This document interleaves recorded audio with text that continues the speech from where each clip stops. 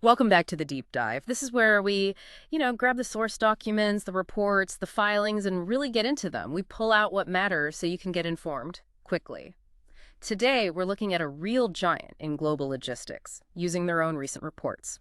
We've got excerpts here from their 2024 Form 10-K annual report and their proxy statement. That's right. We're going straight to the source to understand how they see their business. Yeah. We'll look at their segments, their strategy, how they did financially last year, what they're saying about shareholder value, and importantly, what they see as the big challenges and opportunities ahead. Yeah, the goal isn't just listing facts, it's about connecting those pieces, seeing the bigger picture based only on what's in these documents. So let's jump right in. Okay, first off, just the sheer size of this company. I mean, we're talking global scale, right? What do the reports tell us about their footprint? Oh, absolutely global. They operate in over 200 countries and territories. It's a vast network. And the volume numbers are just staggering. They delivered, what, an average of 22.4 million packages every day in 2024? Every single day, which adds up to 5.7 billion packages for the whole year. And that generated $91.1 billion in revenue for 2024. It's a massive operation. How do they manage something that big? Is there a core strategy they talk about? They do. They lay out a strategy based on three main ideas: customer first, people-led, and innovation-driven. Customer first is really about those relationships. They mentioned serving 1.6 million shipping customers daily, plus over 10 million people getting deliveries. And they specifically call out wanting to grow in areas like healthcare and with small to medium businesses, SMBs. Those seem to be focus markets. Makes sense. And people-led, that points to their workforce, I assume. Exactly. It's a huge workforce, about 490,000 employees globally, and roughly 406,000 of those are in the U.S. And what really stands out in the report is how many are unionized, over 75% in the U.S. That's significant. They even flag specific dates. The Teamsters National Agreement expires July 31st, 2028, and the Pilots Agreement, the IPA one, is amendable September 1, 2025. Labor relations are clearly a major factor for them. Definitely something to watch. Okay, and the third pillar, innovation-driven. How are they using tech? Is it just better tracking? It's more than just tracking, it seems. They talk about optimizing the whole network. There's this phrase, from scanning to sensing, and they mention specific things like a smart package, smart facility initiative using RFID tech. Right, so that sounds like getting much smarter about how packages move inside their buildings, not just between them, real-time efficiency gains. Precisely. Using data to streamline the physical handling, plus, the usual digital tools and customer-facing tracking improvements. It's integrating tech deep into the operations. So how is this massive business actually structured? They break it down into segments, right? They do. Three main ones: U.S. domestic package, international package, and supply chain solutions. U.S. domestic package is, well, exactly what it sounds like. Time-definite delivery across the U.S., ground and air. That's where you see the bulk of the daily volume, about 16 million ground packages a day, mostly getting there in 1 to 3 days. And there were some interesting strategic moves mentioned within that segment, weren't there? Something about SurePost. Yes, that's a big one. They're bringing the final delivery for UPS SurePost in-house, starting basically now, January 1st, 2025, taking it back from the Postal Service. Why do that? They say it's about having more control over the service quality for that final crucial mile. It's a pretty major operational shift. And didn't they also shift where U.S. air cargo sits? They did. It's now part of the U.S. domestic segment, and they're expecting growth there, especially mentioning the new USPS contract, making them the primary air cargo provider for the Postal Service. So, yeah, that's a notable change. Okay, what about the international package segment? That covers their package delivery outside the U.S. The report notes volumes were down slightly in 2024. Why is that? They point to difficult macroeconomic conditions globally, just, less international shipping overall. But revenue held up okay. It did benefit somewhat, yeah. Mostly from growth in exports and also getting better prices, better revenue per piece on domestic deliveries within other countries. And they're clearly looking to grow internationally through buying companies. They bought Frigo Trans in Germany. That's healthcare logistics already closed. And they expect to close on Estafeta in Mexico in the first half of 2025. So targeted acquisitions. Got it. And the third segment, supply chain solutions. What falls under there? That's the broader stuff: distribution, contract logistics, freight forwarding, customs brokerage, insurance, all those related services. Revenue was down there in 2024, but the report makes it clear that was mainly because they sold off their Coyote truckload brokerage business back in September. If you take that out, they actually saw growth in their core logistics services. Okay, so that's the business laid out. But it's a tough industry. What challenges and competitors do they highlight? Well, they state pretty clearly that the industry is changing fast. Customers demand speed, visibility, flexibility. It's always evolving. And the competition is pretty varied. It's the other big global names, sure, but also national postal services, smaller regional carriers, freight specialists, and increasingly the big e-commerce companies building out their own logistics capabilities, Right. like Amazon. Right, and speaking of Amazon, the report had some really significant news about that relationship. Huge news. Amazon was 11.8% of their total revenue in 2024. That's a massive customer. But they've signed a new agreement, and under that deal, Amazon's volume is set to decrease by more than half by June 2026. Wow. Over 50% volume reduction from your biggest customer by revenue. That's transformative. How are they planning to handle that? The plan, as stated in the report, involves adjusting their workforce and network to match the lower volume, and really focusing on getting rid of what they call stranded costs, the costs left behind when volume disappears. Is that easy to do? Well, they explicitly list it as a risk. If they can't significantly reduce those associated costs as the volume drops, it could materially hit their profits. It's a major operational challenge ahead. What other big risks did they flag in the report? A lot of the usual suspects for a global business: economic uncertainty, both in the U.S. and internationally, geopolitical instability, cybersecurity is a big one, along with evolving data privacy rules around the world. Fuel prices, of course, always a variable for transportation, and things like severe weather disrupting the network. They also specifically mention the impact of climate change regulations, including reporting requirements, potentially increasing operating expenses. Okay, let's pivot to the financials then. You said $91.1 billion revenue in 2024. How did that compare to the year before? It was basically flat, up just 0.3% compared to 2023, and they broke down why. Actual volume growth added 0.3%. Then they had another 0.5% positive impact from pricing and product mix changes that includes bringing on that USPS air cargo volume. But something pulled it down. Yeah, lower fuel surcharges actually subtracted about 0.5% compared to the prior year. They also pointed out that 2024 had one less operating day, which, makes a difference in these comparisons. Okay. But further down the income statement, net income didn't look quite as stable. No, definitely a downward trend there. Net income was $5.8 billion in 2024. That's down from $6.7 billion in 2023.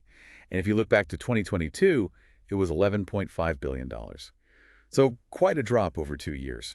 What drove that drop? What happened with expenses? Overall operating expenses went up year over year. The report gives some specifics. Pickup and delivery costs were up $187 million, mostly because of more stops and needing to use more third-party transport. Sorting costs inside their facilities were up $54 million, partly due to higher export volumes and running more weekend operations. On the plus side, their air network costs actually fell by $126 million.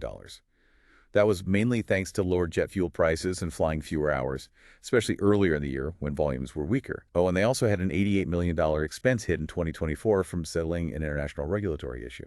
And the outlook for expenses in 2025? They expect them to increase overall, mainly because they anticipate volumes will increase. The report also mentioned non-GAAP results quite a bit. Can you quickly explain why companies do that and what were some key adjustments here? Sure. Companies use non-GAAP numbers to try and show underlying performance without certain items they consider unusual or one-off. For this company, the report mentions adjustments for costs tied to their big restructuring and efficiency programs, names like Fit to Serve and Efficiency Reimagined, basically the cost of internal change projects. They also adjusted for the gain they made selling the Coyote business and for asset impairment charges, although they note there weren't any goodwill impairments in 2024, unlike in 2023.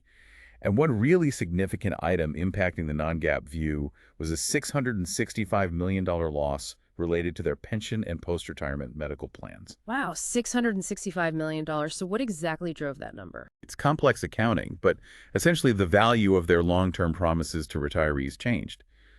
The report says it was a mix. Higher interest rates actually created an actuarial gain, making future promises seem cheaper today, but that was more than offset by a loss coming from changes in demographic assumptions. Things like people living longer, maybe. It's a non-cash accounting adjustment mostly, but it significantly impacts the reported net income. Got it. What about debt? Anything notable on the balance sheet? They mentioned having no short-term commercial paper outstanding at year-end 2024. They do have about $1.7 billion in longer-term senior notes coming due in 2025, and they state they plan to either repay that or refinance it. Okay, so we have the operations, the strategy, the financials. How does this all connect back to the owners, the shareholders? What are they doing to create value? Well, the board explicitly states its focus is on long-term value for all stakeholders. Hmm. And a primary way they try to align management with shareholders is through executive pay. A really significant chunk of it is at risk, meaning it depends on hitting specific financial goals. Do they say how much is at risk? Yes, they give percentages. For the CEO, 94% of the target compensation for 2024 was performance-based or stock-based, considered at risk. For the other top execs, it averaged 86%. And the metrics used for those incentive payouts are things like non-GAAP adjusted operating profit, total revenue, non-GAAP adjusted EPS, and non-GAAP adjusted free cash flow. So hitting those numbers directly impacts how much the top team gets paid. And executives have to own stock too, right? Right, there are stock ownership guidelines. The report says most executives and directors who've been there long enough meet or exceed those targets. And this brings up an interesting detail from the proxy statement, their stock structure. How so?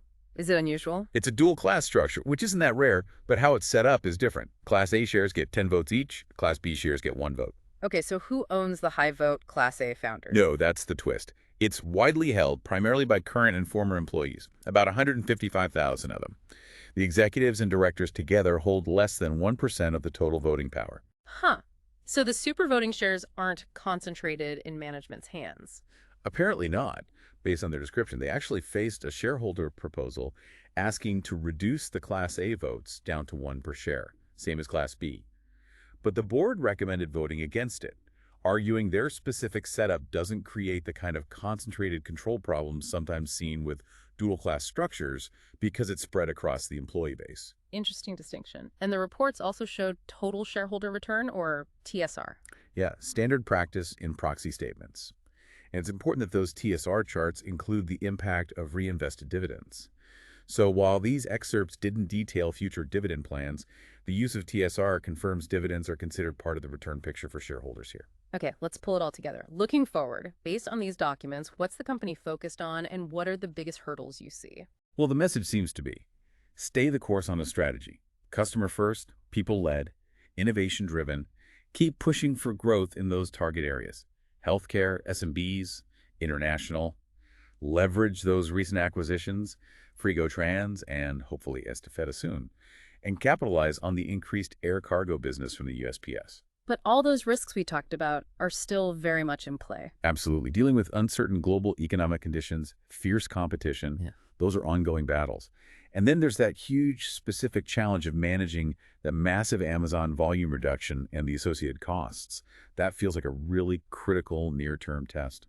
Plus, you've got labor negotiations on the horizon, especially with the pilot's contract amendable next year. Then there's the increasing burden of regulations, data privacy, climate reporting. Fuel costs remain a wild card.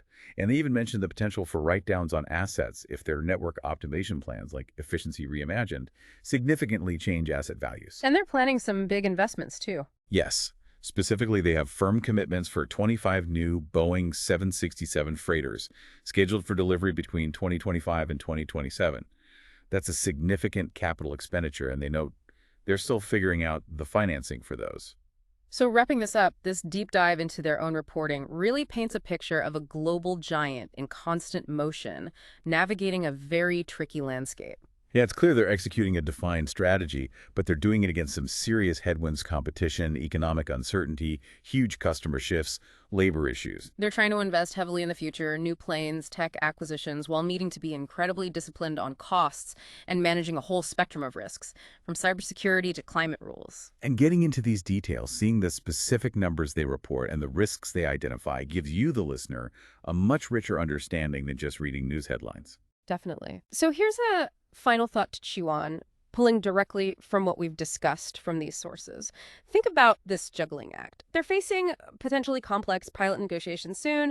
They're trying to integrate major international companies they just bought. They have to fundamentally reshape their U.S. operations because of the massive Amazon volume drop. And at the same time, they're committing billions to new aircraft and technology. How does managing all of that simultaneously potentially reshape this company's strengths, weaknesses, and overall position in the global logistics race over the next, say, 2 to 3 years? What does that sheer complexity tell us about the challenges and maybe the opportunities in moving things around the world today?